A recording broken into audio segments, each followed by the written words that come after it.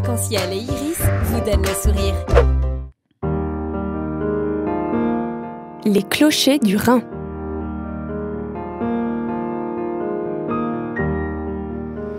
Bonjour et bienvenue dans Les Clochers du Rhin, un rendez-vous qui permet une immersion dans l'univers des personnes engagées de la vie chrétienne de Strasbourg. Aujourd'hui, on a le plaisir d'accueillir Raymond-Pierre Fagnard. Vous êtes pasteur à l'Épi depuis plusieurs années maintenant et vous êtes fan de pêche et de jeux vidéo. Ouais, c'est ça. J'aime Jésus et j'aime aussi la pêche et j'aime un petit peu, dans mes temps libres, jouer un petit peu aux jeux vidéo. Ouais. Un jeu vidéo favori peut-être ? Ouais, FIFA, c'est pas mal. Et quelques jeux de guerre, mais je ne citerai pas le nom pour ne pas faire de pub. Vaut mieux pas. Dans quelques minutes, on va écouter un temps de méditation que vous nous avez préparé autour des textes de la Bible.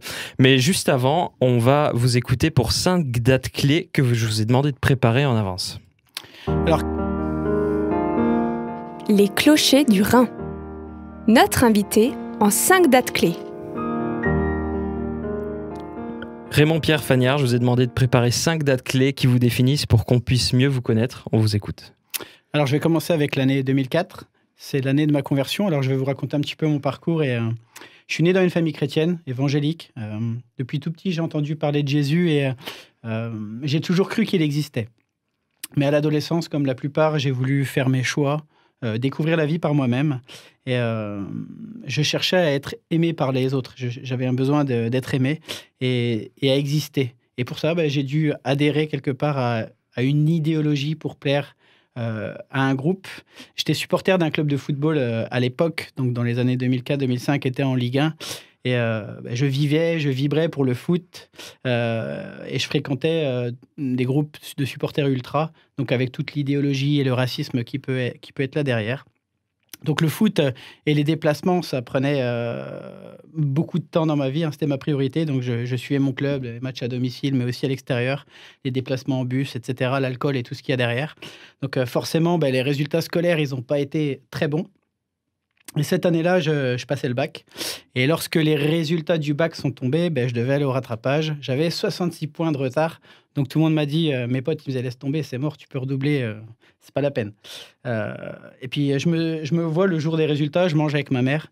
Et on mangeait à l'extérieur. Et je lui dis, écoute, je vais arrêter les cours, je vais pas redoubler, j'ai pas envie, je veux pas aller plus loin. Et elle m'a encouragé à prier. Et elle m'a dit que Dieu pouvait m'aider, en fait. Et comme j'avais toujours cette conscience que Dieu existait, j'ai fait cette prière un petit peu spéciale, mais je lui ai dit, Seigneur, si tu me donnes le bac, je te promets que je te donne ma vie et que je te sers. Alors, c'était une prière un peu étrange. Je ne dirais pas aux gens que c'est comme ça qu'on doit prier, mais en tout cas, dans mon parcours personnel, c'est ce qui s'est passé. J'ai fait cette prière. Et je suis tombé au rattrapage sur peut-être les 2 seuls sujets que je maîtrisais. Et du coup, j'ai rattrapé 83 points. Donc, j'ai eu 10, virgule, quelque chose. Et pour moi, le virgule veut dire quelque chose, vraiment, cette intervention particulière de Dieu.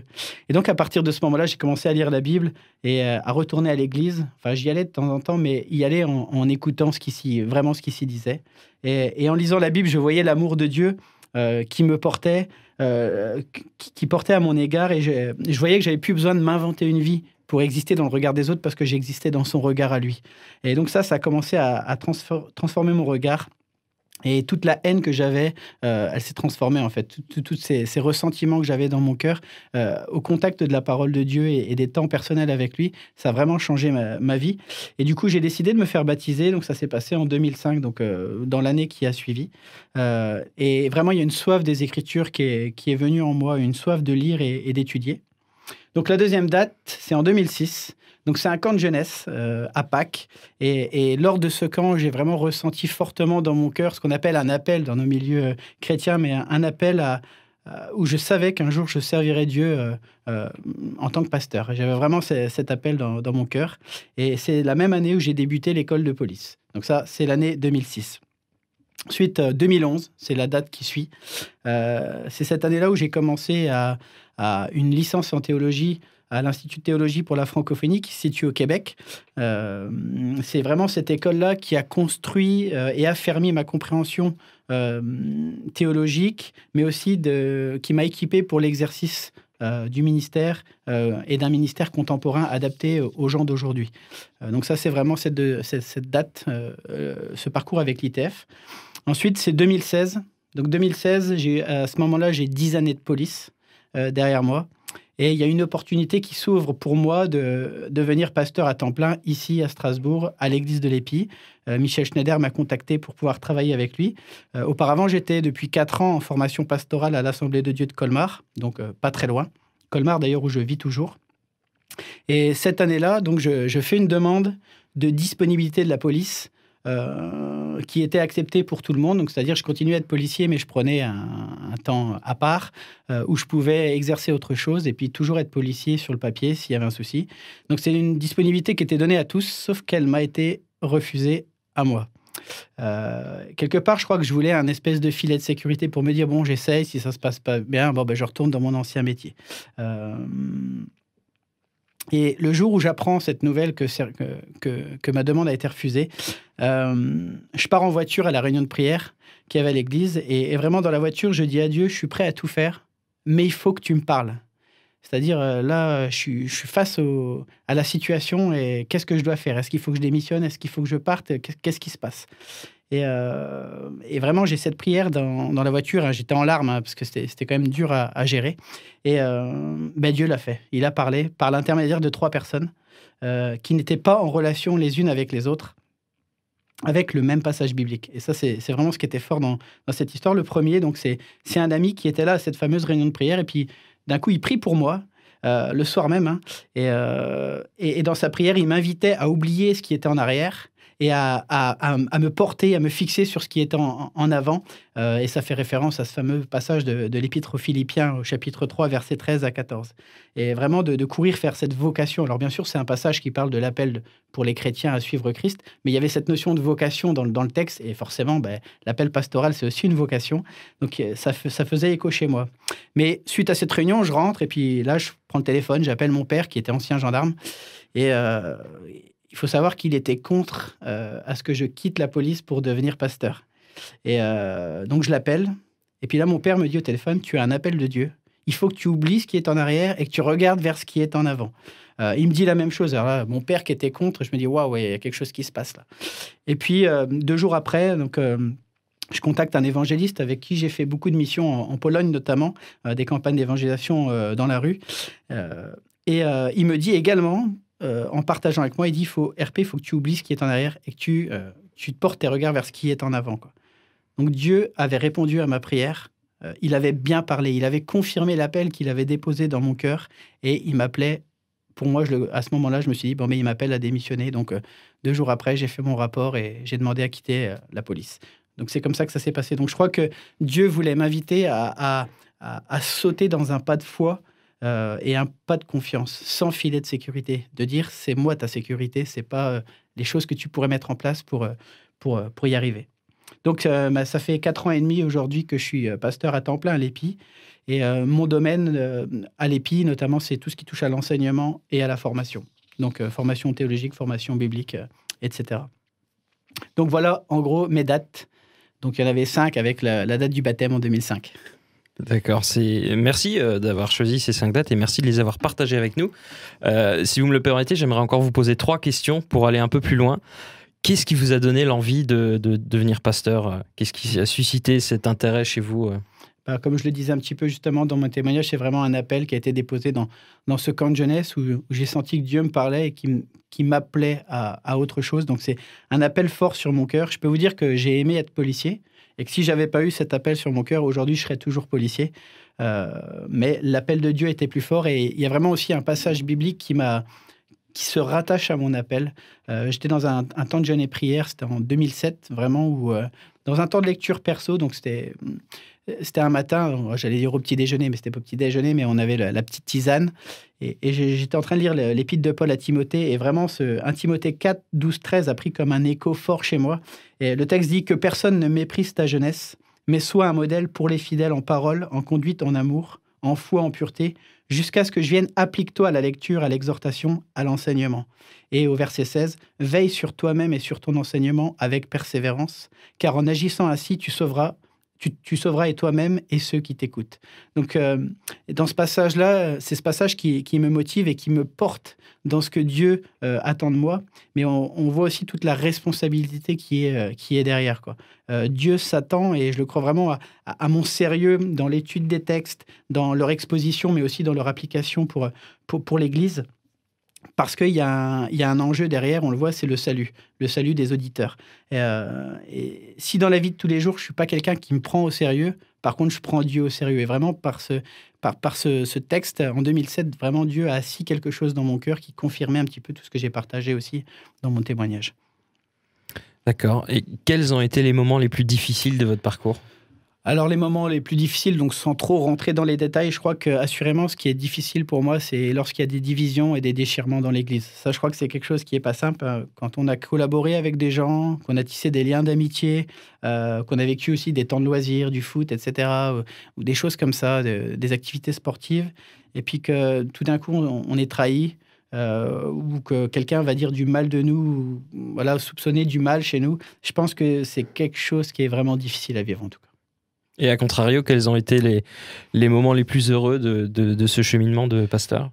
Alors, assurément, pour moi, mes moments préférés en tant que pasteur, c'est quand je suis dans mon bureau et qu'il y a une personne qui vient et qui me partage et qui me raconte ce que Dieu a fait dans sa vie, comment elle a été saisie par la grâce de Dieu et comment sa vie en a été changée. Ça, pour moi, c'est vraiment toujours ce qui m'émeut à chaque fois, en fait.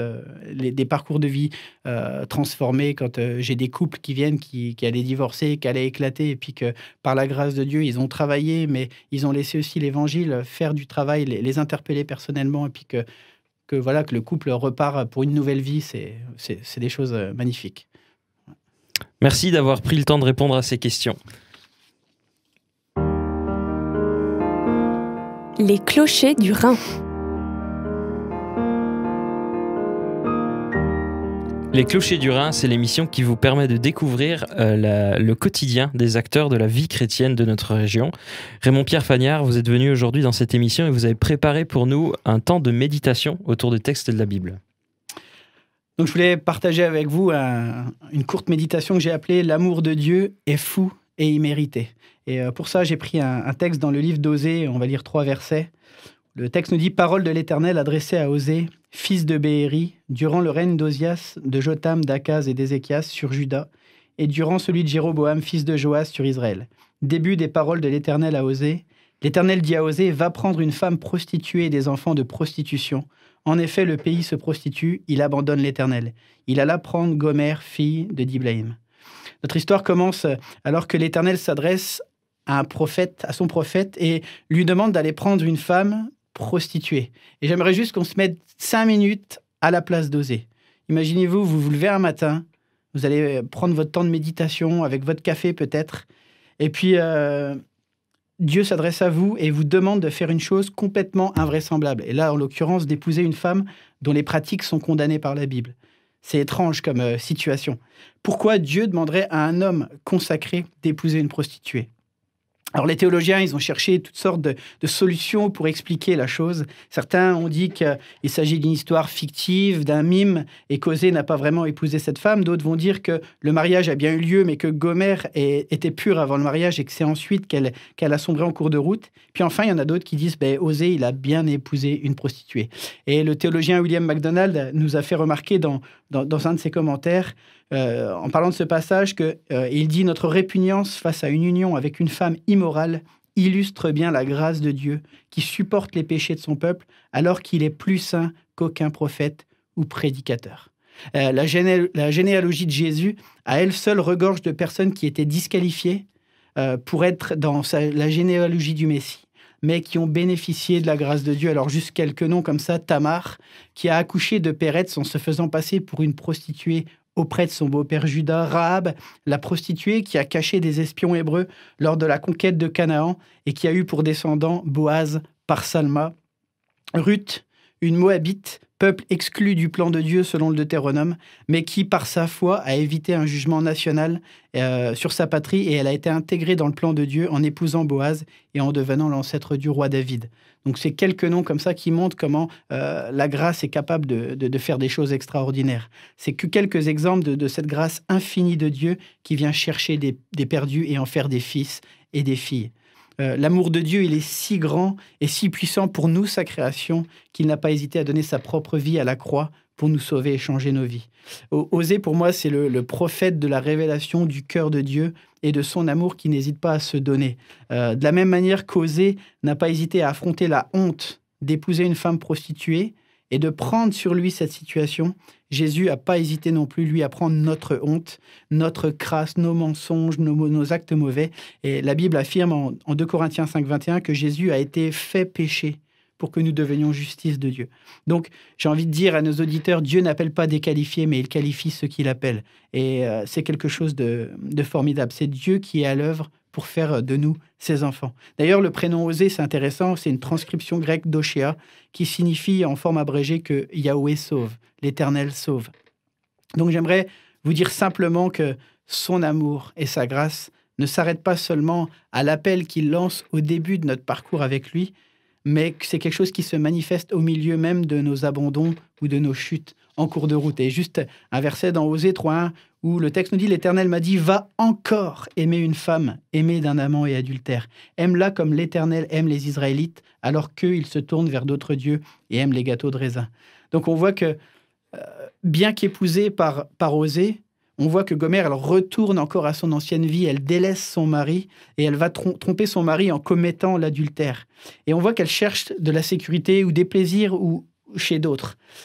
Mais on voit que Dieu invite encore son prophète à rechercher son épouse, le cœur de son épouse. Et elle, ce qu'elle a cherché auprès de ses amants, on voit que ça lui a rien apporté. Au contraire, on voit que ses adultères successifs et sa conduite vont complètement détruire sa vie et la conduire sur le marché des esclaves. Parce que lorsqu'on parle dans ce passage, on dit que le prix qui a été fixé pour le rachat de Gomère est celui du prix d'un esclave de l'époque. À ce moment-là, plus personne ne veut d'elle. Et j'imagine qu'elle est là, tête baissée, n'osant même pas regarder ce qui se passe autour d'elle. Elle a été abandonnée par ses amants. Toute la confiance qu'elle avait placée en eux s'est écroulée et des temps difficiles ont l'air de se dresser là devant elle. Et comme dirait Derek Kidner, le théologien, Gomère n'a plus de grande valeur pour qui que ce soit, excepté pour Osée. Et c'est alors qu'on voit arriver celui qu'elle a trompé, qu'elle a abandonné, qu'elle a méprisé. C'est lui qui vient encore la racheter. C'est lui qui vient encore la chercher. Il paie le prix que plus personne ne veut payer pour elle. Et il l'invite à abandonner ses prostitutions et à n'appartenir qu'à lui. Et j'ai envie de dire, mais quel amour renversant, quel amour extravagant, qui dépasse notre entendement, qui dépasse notre perception. C'est quelque chose de fou, un amour fou. Et je crois que c'est ce Dieu qui appelle et interpelle encore chacun d'entre nous. Peu importe notre passé, il est possible d'être au bénéfice de l'amour fou de Christ aujourd'hui et de placer notre confiance en lui. Il a payé le prix fort pour que nous puissions être sauvés. Merci Raymond-Pierre Fagnard pour ce temps de méditation. Les clochers du Rhin.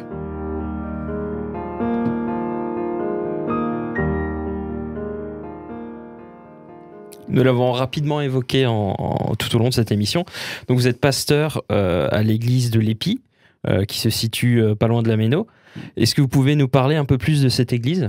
Oui, alors je vais vous donner un petit peu le cœur, en tout cas, de l'Épi, notre vision un petit peu, qu'est-ce qui bouillonne sur le cœur de l'équipe pastorale et puis de la communauté. Donc notre vision à l'Épi, c'est que chaque génération, du plus jeune au plus ancien, puisse trouver sa place et être pris en compte dans ce qu'il vit, aussi bien spirituellement, émotionnellement ou même pratiquement. On a par exemple un pôle social où on accompagne plusieurs familles au niveau des vêtements et puis des colis alimentaires. Donc notre désir, c'est vraiment de pouvoir apporter un accompagnement pour les personnes. Ensuite, ce qui est important pour nous aussi, c'est que chaque culture au sein de l'Épi puisse vivre sa foi de manière harmonieuse. Il y a plus de 60 nationalités dans l'Église, donc il faut apprendre à faire vivre toutes ces cultures ensemble. Donc c'est un de nos défis. Notre désir aussi, c'est que les gens puissent recevoir un enseignement biblique, pratique et adapté au quotidien d'aujourd'hui. Donc ça, c'est vraiment notre désir. Ensuite aussi de pouvoir permettre à chacun et à tous ceux et celles qui ont reçu des dons particuliers de pouvoir les exercer, donc de pouvoir les accompagner pour qu'ils puissent exercer ce qu'ils ont reçu de la part de Dieu pour répondre au mandat que le Seigneur nous a donné de faire de toutes les nations des disciples. Donc notre désir, c'est que vraiment les uns et les autres puissent vivre ce qu'ils ont reçu, l'équipement que Dieu leur a donné, de pouvoir les accompagner pour qu'ils puissent l'exercer pour le bien de la communauté et puis le bien de notre ville ici à Strasbourg. Donc ça, c'est des points importants. Un des messages forts aussi, c'est justement que le message de la grâce, c'est vraiment ce qui nous porte. Il est prêché, il est annoncé sans légalisme, mais sans transiger non plus avec le péché. Donc notre désir, c'est que vraiment les gens puissent dire que qui ils peuvent être, peu importe leur parcours, leur passé, etc., ils peuvent être au bénéfice de cette grâce qui vient transformer leur vie, qui vient la changer. Et ils n'ont pas à avoir peur. Donc on veut vraiment être dans cette culture de on se fait confiance, on est vulnérables les uns avec les autres. Non, on n'est pas des champions. Le champion, c'est Jésus. Il a donné sa vie pour nous. On peut venir partager nos difficultés, nos combats, et on ne va pas trouver du jugement dans l'Église, mais notre désir, c'est qu'on trouve de l'accompagnement, quelqu'un qui sera avec nous. Et peut-être que je suis en train de flancher à un moment donné. Il y a une main qui va être là pour m'aider à avancer, parce qu'on croit à... J'aime cette image dans l'Ancien Testament, quand Moïse est sur la montagne. Et vous connaissez l'histoire, il y a Josué qui combat dans la vallée, etc., face à Amalek. Et puis vous connaissez l'histoire, Moïse, tant qu'il a les bras en l'air, le peuple avait l'avantage sur Amalek, mais comme dans la vie de tous les jours, il y a certains combats qui sont longs et les bras tombent. Et heureusement, il y a Aaron et Hur qui viennent soutenir Moïse pour qu'il ait les bras levés. Et vraiment, c'est mon cœur pour la communauté, c'est qu'on puisse, parce que tous, on va l'être à un moment donné, on peut se retrouver dans une posture de Moïse où les bras deviennent difficiles. Et tous, on peut être à un moment des Aaron et des Hur pour quelqu'un. Tous, dans notre vie, dans notre parcours, on va se retrouver à un moment donné à une de ces places. Et notre désir, c'est que l'Église, justement, puisse vivre ce collectif qui fait qu'ensemble, on remporte la victoire. On peut retrouver plus d'informations sur l'EPI, donc sur le site epi-strasbourg.eu ou sur YouTube où vous faites aussi des lives le dimanche matin à 10h de vos cultes, la chaîne YouTube qui s'appelle EPI Strasbourg. Voilà, votre émission Les Clochers du Rhin touche à sa fin, mais juste avant de se quitter, on va écouter ensemble la prière pour l'auditeur de Raymond-Pierre Fagnard. Les Clochers du Rhin. La prière. Seigneur, je te remercie pour nos auditeurs. Je te prie de les encourager, Seigneur, dans leur parcours. Je te prie que personne ne reste enfermé peut-être avec des choses qui ont été vécues et de se dire pour moi, c'est pas possible. Pour moi, de saisir cette grâce de Dieu, c'est pas possible. Comme on l'a entendu, Seigneur, tu es celui qui a payé le prix fort et qui nous appelle et nous interpelle chacun, Seigneur, à venir à toi. Alors merci, Père, de ce que tes bras sont ouverts, tes regards sont bienveillants et tu veux encore sauver aujourd'hui, Père.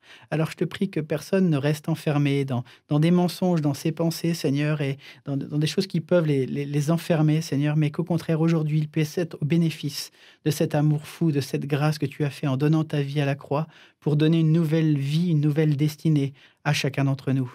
Alors gloire te soit rendue, Jésus. Amen. C'était la prière pour l'auditeur de Raymond-Pierre Fagnard. Les Clochers du Rhin.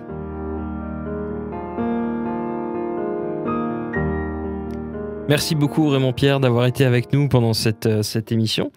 Vous avez écouté Les Clochers du Rhin, le rendez-vous qui donne la parole aux personnes engagées dans la vie chrétienne de Strasbourg.